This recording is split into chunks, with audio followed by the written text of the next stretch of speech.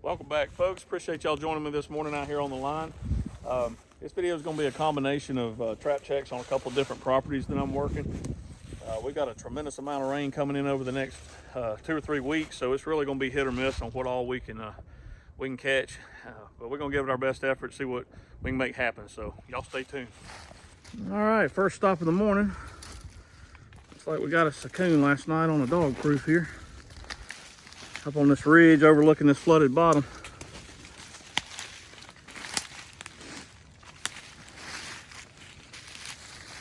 Oh boy, you got both hands in the cookie jar. Yeah. All right. Got this one on my usual marshmallows, Reese's Puffs, and strawberry jam blowing down into that bottom. Get this boy on out of here.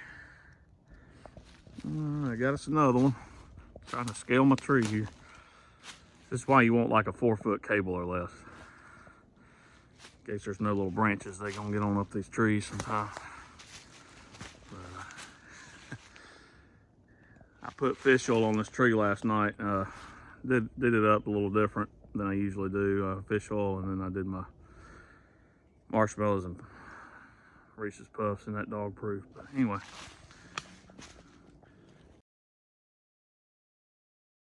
All right, so I wanted to show y'all a quick tip with these dog proofs. I had a subscriber ask me the other day who's new to trapping, how do I set my dog proofs in the field if I don't have the setters with me? He had bought the dog proofs but didn't buy the setters that you can buy in addition to the traps. The setters look like this right here, and normally you put these behind here and press this back and all that. You don't need these, they're not necessary. I usually use my hands. I've had these traps a while, so this spring here is forgiving, and I'm able to push that in pretty easily and then push down on the dog and set it. If it's a new trap, that's not as easy to do because it's a new spring and it's real tight. So if you don't have the strength in your hands, or it's a cold morning or whatever, that's hard to do, okay? So I preset them before I ever get into the field, and I'm usually on my four-wheeler at my truck. And on the back of my four-wheeler here, I've got a box that I made, and I got this flat edge going around it. And I just use that to push down on these levers to set my traps. So I just get some leverage and push that up, okay? So the way I keep that once I set it from firing is I have these wooden dowels that I've cut for myself, and it's just a 1-inch wooden dowel that's about 4 inches long, okay? And I just get that on the edge of my box here, and I push down, run that dowel up in there, okay?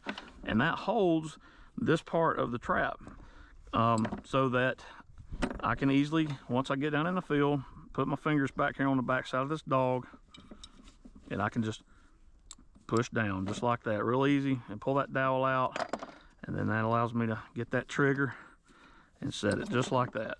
And then I put it in the ground, fill it up, and I'm ready to roll on, okay? So these just make life a lot easier. You can just preset it at the house, at your truck or your four-wheeler or wherever, and it holds that in the position for you so that you don't have to use setters or anything. It's real easy, and you don't have to worry about setting it and then going a little ways and the trap firing, and then you got to redo it again. So anyway, that's how I do it. I'm sure I'm not the only one, and anyway, I hope this helps somebody. Another black one.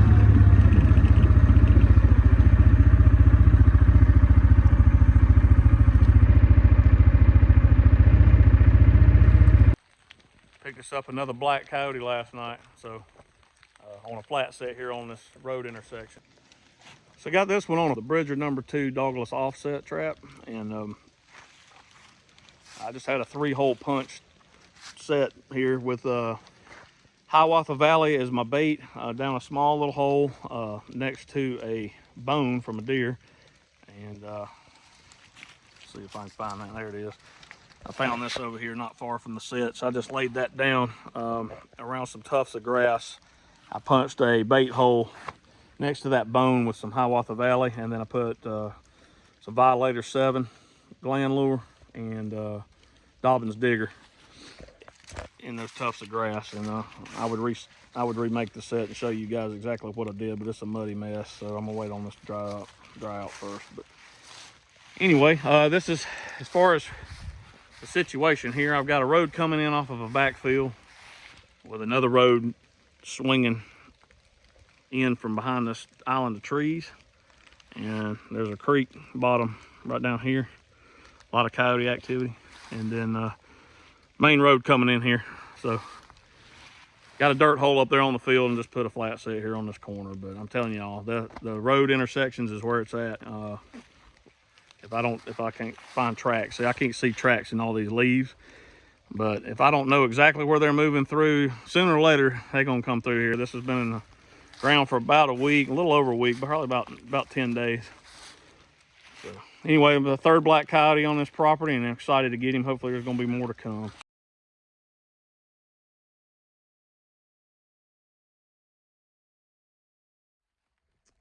So now that all that rain's moved out, we're out here pulling traps. Pretty much everything got flooded. I'm just working my way down this creek bank, checking my dog proofs for coons, and it's been dead. I've had no activity. I've had nothing else in anything since I caught that coyote, but I just came up on the last dog proof and wanted to show you last night's catch in case y'all forgot what they look like. An old grinner. Yes, sir. That's what I was looking for. I'm at the back side of a duck swamp right now. This is a real thin strip of land that's coming through here that's dry, and I got a creek right over here on the other side of this bank. We've got a beaver run coming down through here. It's pretty cool. That's going to be in a future video. But anyway, we've got a lot of activity. Coyotes running through here, and game plan is we're going to put a dirt hole set right over here on some higher ground. This is just way too wet in here for me to get a trap bedded, even with peat moss or waxed dirt. So I'm going to put one over there about 40 or 50 yards on this trail, and a dog proof or two in here to keep the coons out of it. Further back in here, we got water coming all the way up through here, pretty consistent back through there. And there's a pinch point coming through. It's about the only way they can travel through here without getting in the water. And there's a creek right back in there. And got a ditch coming in. And they're coming right up this bank. And I got a coyote turd right there with hair in it. Coming right up over, jumping over this log. There's the disturbance of leaves, and they're going right up through there to where I showed you those tracks earlier. So we're gonna put our set, maybe two, right in here, and get them when they're coming through here. So y'all stay tuned. All right, got some boar coon here on this flat set. Not what I was after, but I'll take it.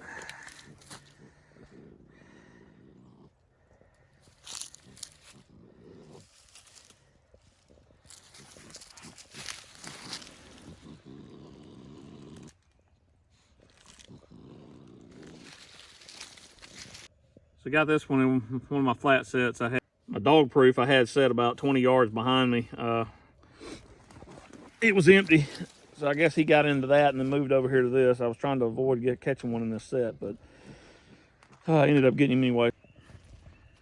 All right, it's about midnight, and one of my cameras down here in the swamp started blowing up and woke me up, and it's like I got a coyote caught back here on the edge of this creek in the swamp on the set where I just filmed that raccoon. I had remade it, and it's been several days. We finally had some dry weather in between all this rain, and he's come through tonight, so looks like I got him. So rather than him sit down here on this trap all night, I decided I'm just gonna come on down here and take care of him.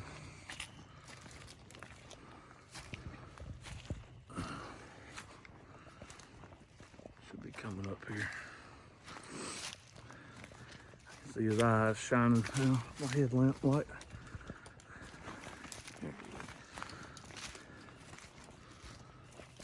Yeah.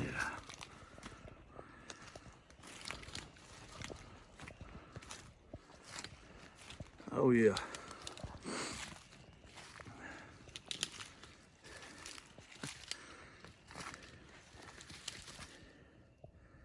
All right, let's see if I can turn this game camera off.